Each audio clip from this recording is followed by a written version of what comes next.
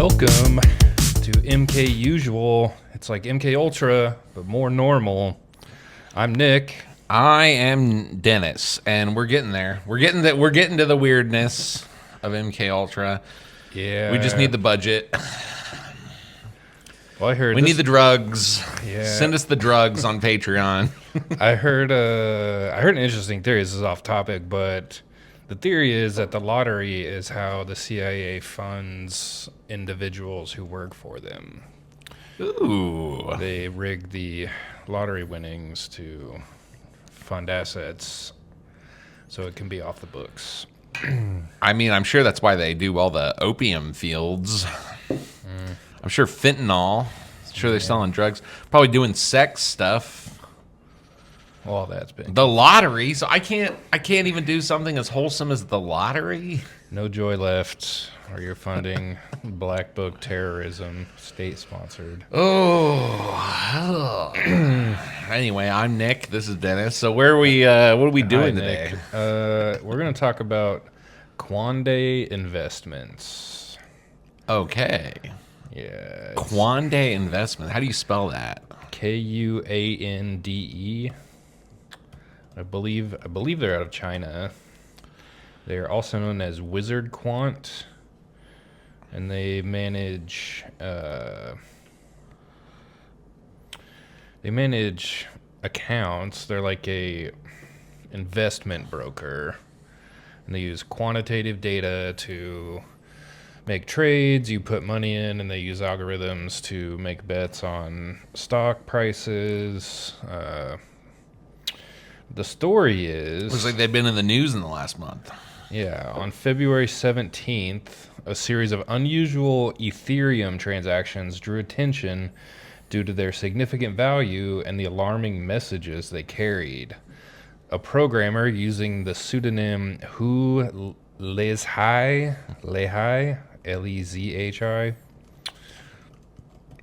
conducted these transactions, alleging that Kuande Investments, aka Wizard Quant, executives were employing advanced technology to control current and former employees, and also the named CEOs were under control themselves. Whoa. Say that last part. Say that whole thing again. That last.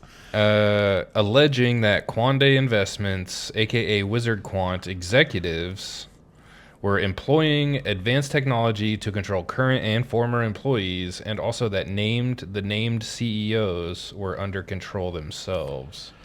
The CEOs' names are Fang Zin and Zhu Yuzi. This is Chinese? I'm pretty sure it's Chinese. Okay.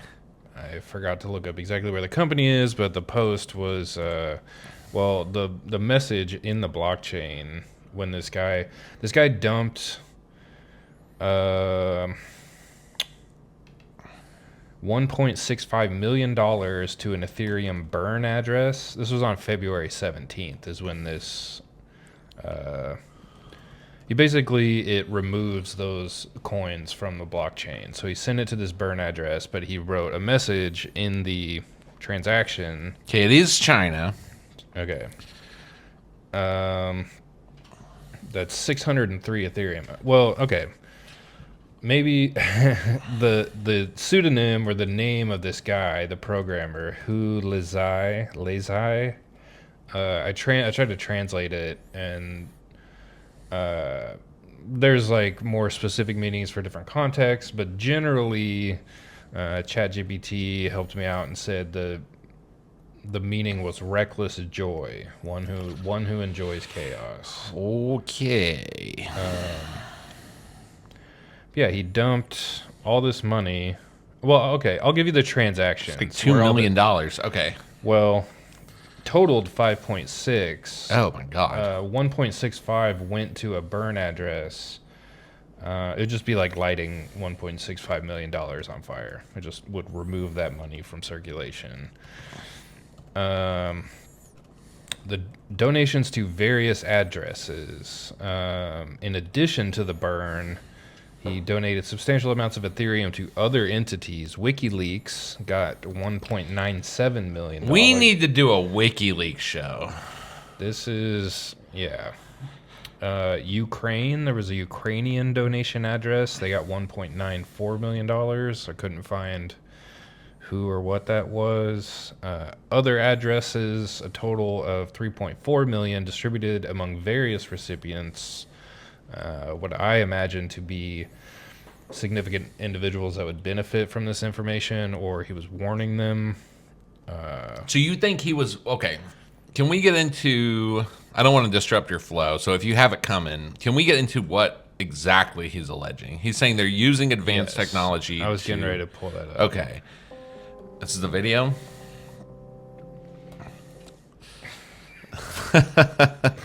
Wrong one.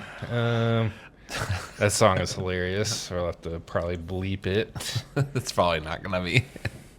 But it was Everything in Its Right Place by Radiohead. Okay, so this is what the message was in the Ethereum dump.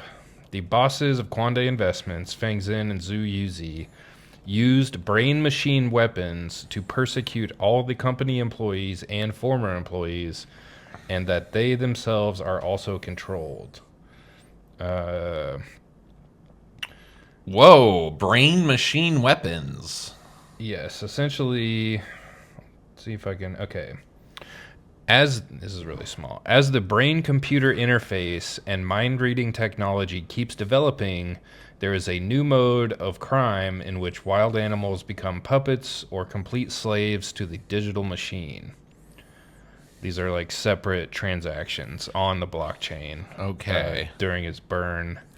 There is a new mode of crime in which the victim is gradually deprived of his senses of desire until he becomes a complete slave to the digital machine. And if one day I become a victim of the final stage, I will leave the world. That sounds like working in an office job. Yeah, this is like classic despair.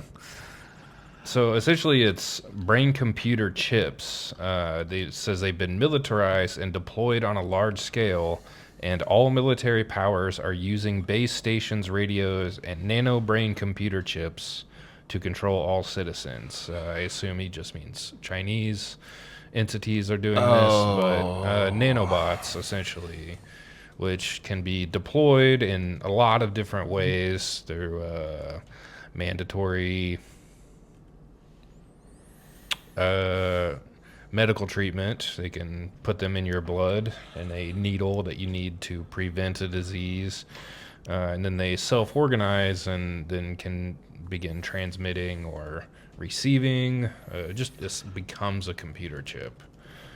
I did not get into any of the technical stuff about how it works, but it's out there. This Google says nanobots easily researchable. This says nanobots could potentially transmit information using various methods, including releasing molecules into the bloodstream, employing acoustic communication, or using specialized antennas to transmit signals.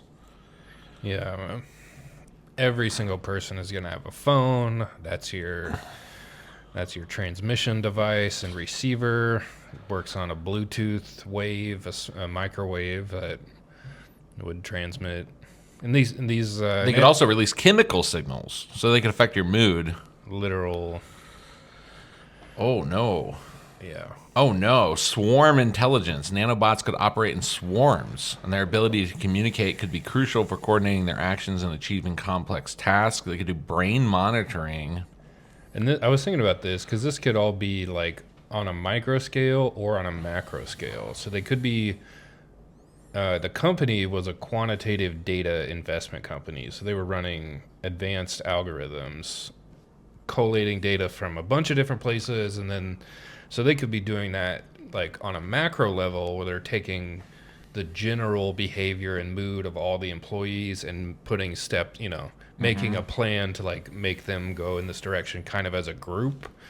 But you could also take that on the micro level where they can literally your radio signal 2519B or whatever, and they just fuck with you individually. Oh, I didn't even think about. Yeah. Or both. In theory, both. But I don't know I'm not going to say because I don't know the exact like tech. I don't know any technical stuff about the technology, but Okay. the this I thought this was interesting too because less than 24 hours after this happened, the company responded online. Yeah. And they said the company is concerned about inappropriate remarks about the company appearing on online platforms. It has been verified that the person who posted the statement did work for the company for a short period of time. Currently, the publisher has terminated the labor relationship with the company. The remarks are personal acts, and the content is untrue and misleading. Okay. They responded pretty quickly for one cuckoo saying wild shit about him. He also burned millions of dollars to say it. Yeah, so that to me, that in conjunction with this lends validity. Yeah. Yeah. Can't say. Also, another thing about the translation of the name, it's definitely there to be a pseudonym and to have symbolic meaning. It kind of Chat GPT. Okay. All right. Okay, we're sorry. It didn't happen. I will take the money back from WikiLeaks. They don't need it. It meant like it could imply like in a colloquial way or like a slang kind of way, based on all the context that the truth is blended with fiction or hidden within fiction. Yes. Well, so if you had a scandal, and China would be the first people to do it. If you had a scandal where they were implanting nanobots or chips in your brain, that would be where it would happen. Yeah. And they would do it because there's no such thing as like an independent Chinese company. They're all connected to the CCP. Literally, all their shipping ships have to be built to military standards so that they can be converted in a time of Oh my gosh. whatever they need. Just everything over there is built to standards that could easily be converted to. Like you can't convert well, I don't know. You can, but like there's not like a standard for trucks that you could all convert them to military use. So this guy's blowing. Okay, either, I mean, everyone's got to be thinking it. Either he's schizophrenic, because this sounds classic schizo. Yeah.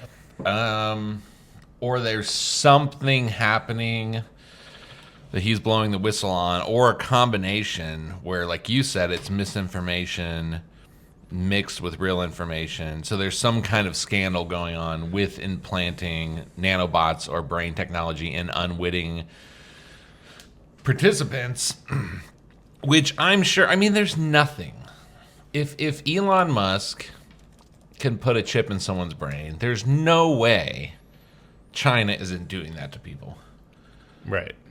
He's just one guy with a dream. He's one man. Like China's famous in like military strategy for thinking in 5, 10, 100, 500. You know, they think they're like ancient, yes. exponentially farther ahead than. They also just have so many people to mess with if they want to. Right. You know how they do those, like the Uyghurs or whatever? They would do operations on them. Yeah. They would like take out their organs while they're alive, like total like Japanese Nazi shit. That Yeah. I just found a document called "Computers and Surveillance Scandals in the 60s and 70s" from HAL Open Science. What are you doing, Dave? The crown jewel of U.S. intelligence from Democratic Claims, Hypothesis, and Narrative. Okay. If we really go back to the beginnings, to the idea that emerged around the time of the French Revolution, that the political spectrum can be divided into right and left, it becomes clear that the left, in this essence, is a critique of bureaucracy. In the 1960s, various intelligence and law enforcement agencies engaged in the widespread surveillance of dissenting voices in the U.S. soil, reactively and broadening politics that had progressively been institutionalized since the 60s. At the same time, computers experimented for counterinsurgency strategies abroad and domestically. They came to be seen as promising crown jewel for the intelligence community, but were soon touted as a dangerous technology by radical activists and civil rights advocates.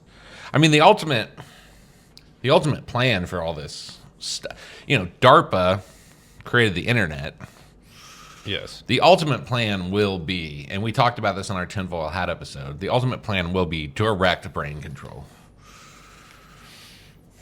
They'll offer you ChatGPT in your brain, and in exchange for being slightly smarter, you'll just lose decision-making capability. So I'm sure if it's technologically possible, we just have laws against it. I'm sure it's being done somewhere.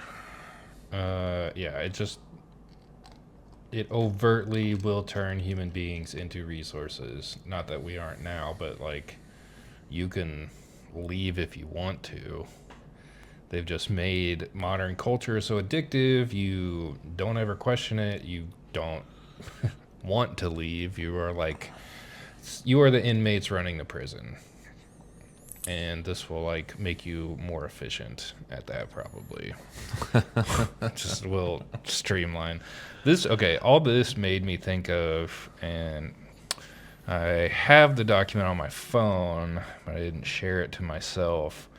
There was a program in the 70s that had been developed, and it was called the SAINT program. Okay. It was done out of Purdue University, and it's like systems analysis of integrated network tasks, or something like that. Yeah. But essentially what they were doing, and this was like, it had been developed. Immediately brings up a military webpage. Yeah, it was. I'm pretty sure it was funded by DARPA, but done at Purdue University. What they were doing was, it was like they would churn. Let's say there's an organization of 500 people, a business, a military, a group of soldiers or whatever. It was essentially like Magic the Gathering. They churned everyone into a character in this algorithm. I was trying to Google this when you were... Yeah, okay. Please, yes. So they turn everyone into essentially an avatar or a type of player. They give them a numerical value and a role, and this could be done on punch cards. So you didn't even need a digital computer. If you couldn't afford it, you could still use this program to manage personnel. And it created an extremely effective strategy for efficiency of groups of people to push them in one direction or the other. We want this outcome. We need to align our resources to get to this goal. And they could, there were like questionnaires to check in with them, and then they would rescore the people. And like, oh, these people are out of place or out of alignment. So it would shoot out this result, and this is the new directive. It's the social credit, in a way. Well, but it's social engineering. It was social engineering. Yeah. It wasn't necessarily for like reward or punishment. It was for like oversight. It was for like collating all the data of the people then they could just put all the punch cards through, and then they have a new plan for the next 3 months, 3 years, 30 years, whatever. And This was like I think it was 71 or 71 to 74 or somewhere in there. It's so crazy to me, the stuff they did with punch cards. Dude. It's just like an understanding of data that's like so far beyond. I remember using DOS when I was a kid to like load up a game on my grandpa's computer. Like, I can't even understanding computers to that level where you can have a punch card that like helps you socially engineer a freaking giant organization or go to the moon. Right, because like technically an abacus is a computer. It's an analog computer, and it really is only there because of the limits of the human memory. We just can't hold all that information at one time, so we use this mechanical device with an understanding of math, and then you just And then, okay, now on to the next calculation, and you can remember all your work. I don't know. So this guy's blowing the whistle. He's saying China Yeah. has implants in CEOs' brains and military people. Now, my first reaction when he told me this earlier was good, because we could just fry the chip in these people's brain. But if it's nanotechnology, I guess it probably wouldn't matter. Yeah. Because it's not. There, it leaves it open for a lot of speculation. Because again, all of this stuff is fairly new, so it's open for speculation. Like, yeah, that could be but like, you think they didn't think of that? Like, it's being deployed for a military purpose also. So it's like, well, maybe those people are just expendable anyway, and that's how it's being treated. So. You know what? Every time, well, I have a personal philosophy about freedom versus tyranny. We're always paranoid that the more tyrannical governments are going to like out-efficiency us, because there is a certain efficiency to tyranny. To like tyranny, yes. Yeah. There is a certain efficiency, but what you lose is the creativity and the creation of new things. Like, China has to steal all their technology. It's kind of like the DeepSeek versus ChatGPT.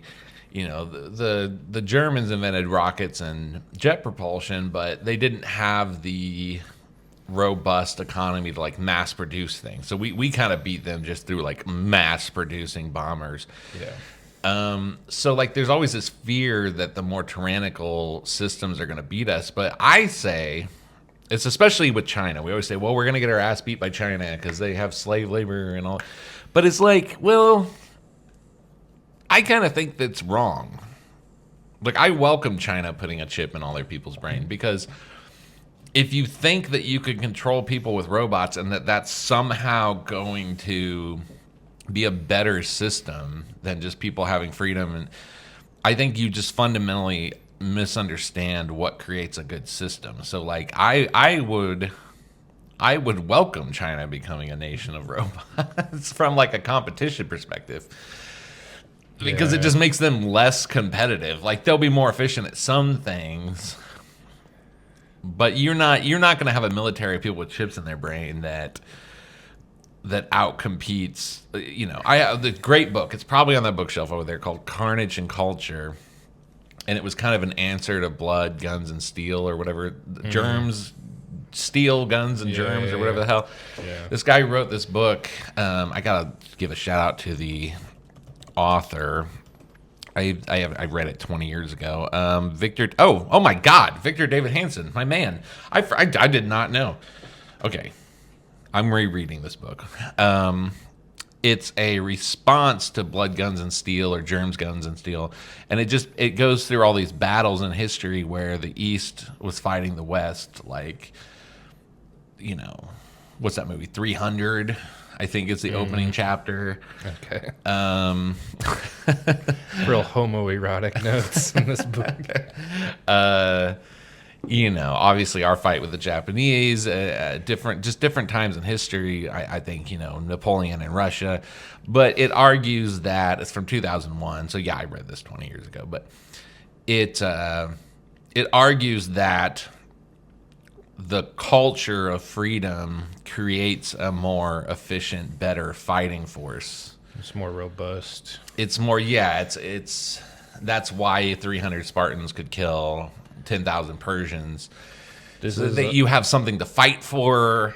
You have that human element. But if you're just a robot, and you're okay at throwing. Have you ever seen the videos of China in the Korean War? No, I don't think so. It's like ants. Just like they're crawling over like piles of dead bodies because their one advantage is that they're like a horde of Borg. Like, they don't have the value of life or the value of freedom, all they have to their name is just like pure efficiency and pure just numbers. And it's like, well, at the end of the day, 100 Americans who don't have chips in their brain are going to beat out 10,000 Chinese people because we have something. We have something back home that's like worth living for, even if that's like a Bud Light and like rock.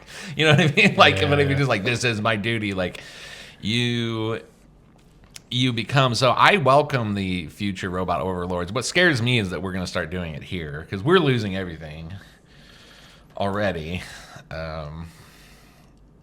Well, I see. Yeah, I disagree. I disagree that people are. I agree that people are trying to make it go that way. That's like, okay, what the Germans say. It's like freedom to and freedom from. I can't remember who said it, but that's the idea of like tyranny versus freedom. It's like, one, you have the freedom to choose, but that comes with limitations, and the freedom from choice, which obviously leads down a certain path. I was just doing my job. You don't have to choose, and that like, and therefore you're not in conflict with your morality. Freedom to choose, yes, you get freedom, but you are 100% responsible for your actions. That's the cost of it. But I don't know. I just I agree with Alex Jones about the indomitable human spirit. I got blood pumping through my veins. Yeah, like say what you will.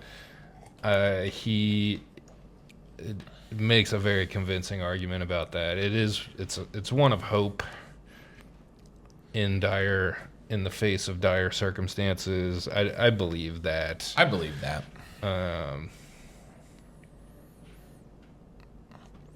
Yeah, and I agree. There's something worth fighting for that means something to everybody. Even if it's your freedom to choose to become a communist in a capitalist society, make your life harder for no reason. You can do that. You can do that here if you want. I tried to do that. I made my life harder for a decade for no reason.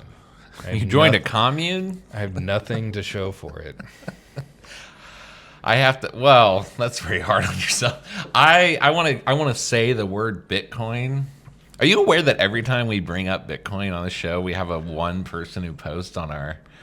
Is it the same guy? I think it is. I want to find the last example. Bitcoin.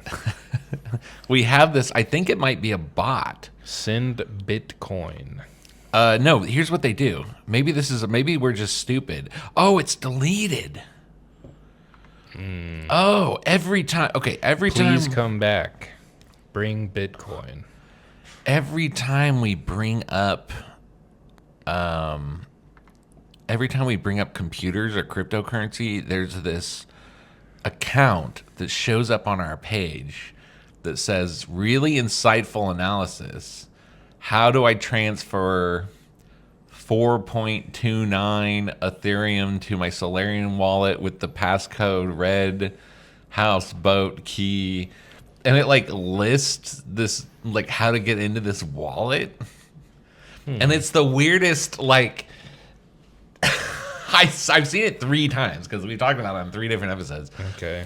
And I'm like, what is this? Like, it sounds like sarcasm because it sounds like you're saying like, oh, you don't really understand. But then it lists like how to get into this wallet. Now we wait. I know.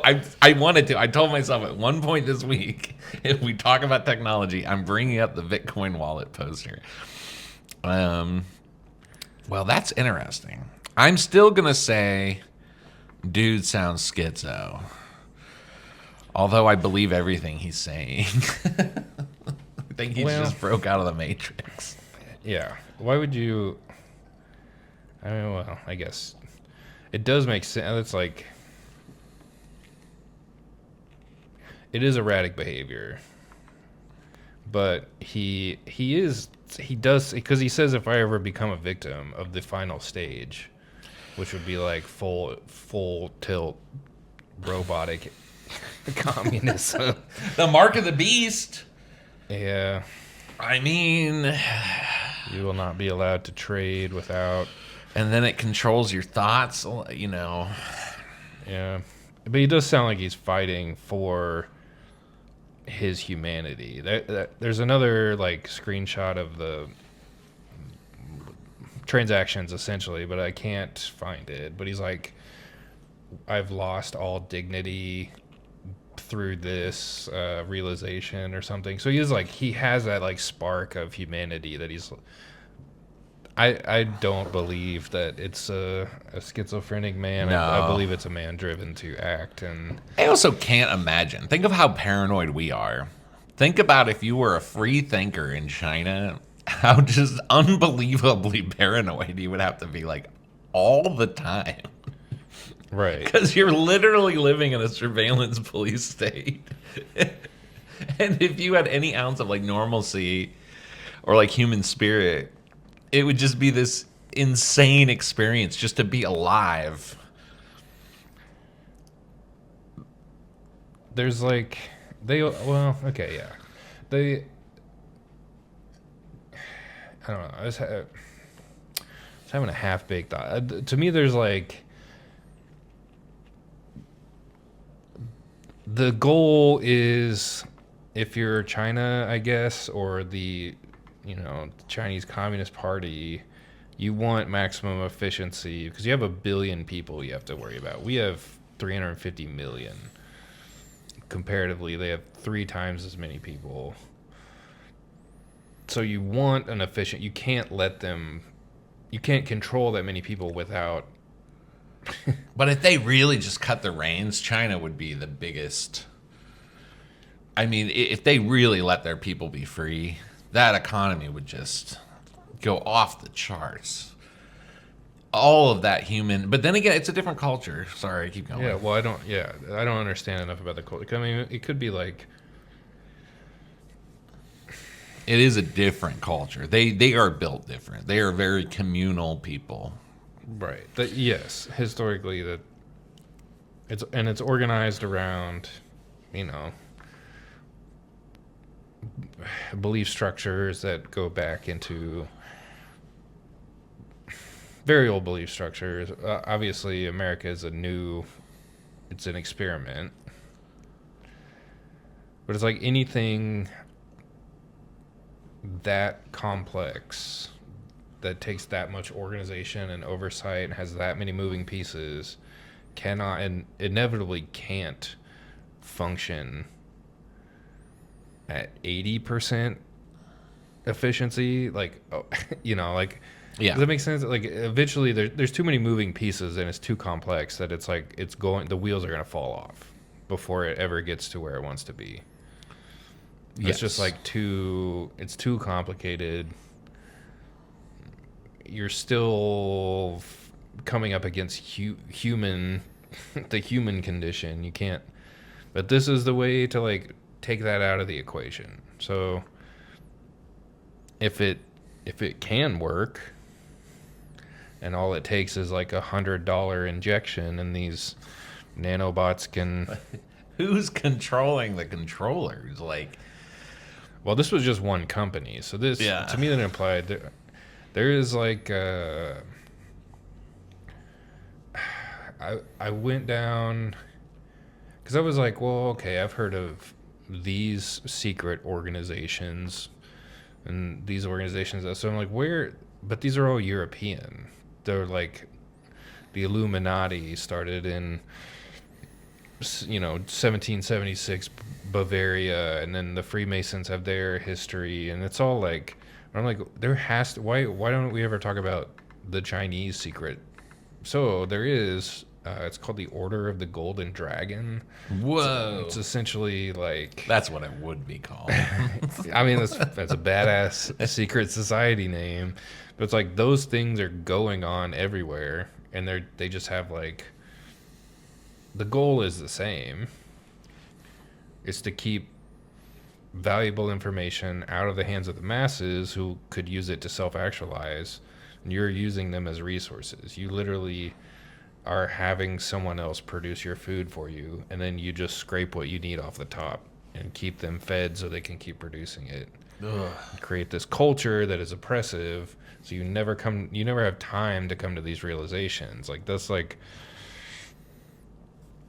DARPA invented the internet, probably as a control mechanism in some way, or as a way to protect and communicate information, but maybe it was unintentional that it like allowed people to more efficiently come to these moments of self-realization.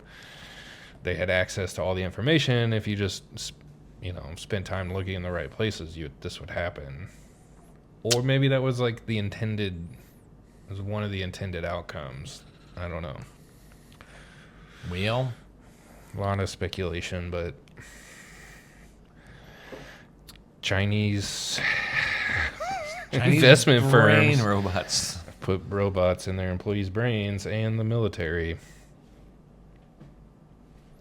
It would also be like, the other thing I've heard about China is like we have, like if you consider a full-scale conflict with China, that we produced very good military technology. It's very advanced, but it takes a year to make one rocket that could like fly through someone's window 1,000 miles away, and it's like the best rocket you can have. But they could just produce just a bomb you drop out of the bottom of an airplane.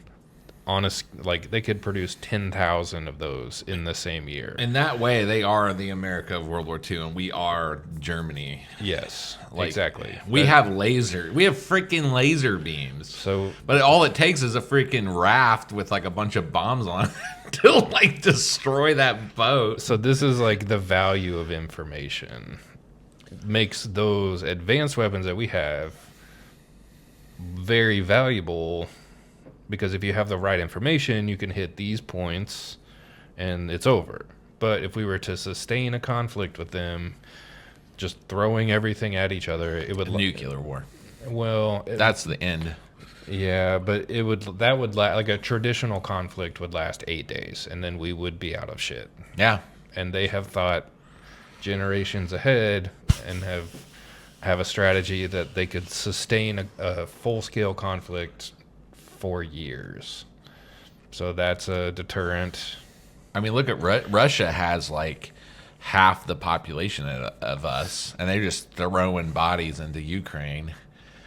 And that doesn't seem to be stopping anytime soon. So, I mean, 1 billion people. Mm-hmm. We just run out of bullets. Yeah, we could. Yeah. There's actually a big ammo manufacturing company here in Kansas City, and they have military contracts. They're like, we couldn't produce. I've talked to a guy who worked there. He's like, we just couldn't do it fast enough. If we needed, all of our inventory would be gone in less than a year, and then we would just be, here's your bullet, here's your bullet. Everyone gets one bullet. That's why it would become nuclear. Yeah. There's just no way. There's just no way. The porcupine theory. Well, anyway. We're screwed, Nick. What are we gonna do, Nick? I don't know. To me, I'm not worried about nuclear war. I think it's like there's technologies that are more advanced and more dangerous that, like, to just churn off someone's energy grid would be more devastating than blowing it up and making it unusable. You could just like, I don't know. I'm not worried about nukes. I'm worried about much more terrifying things. Let us know what you're terrified of.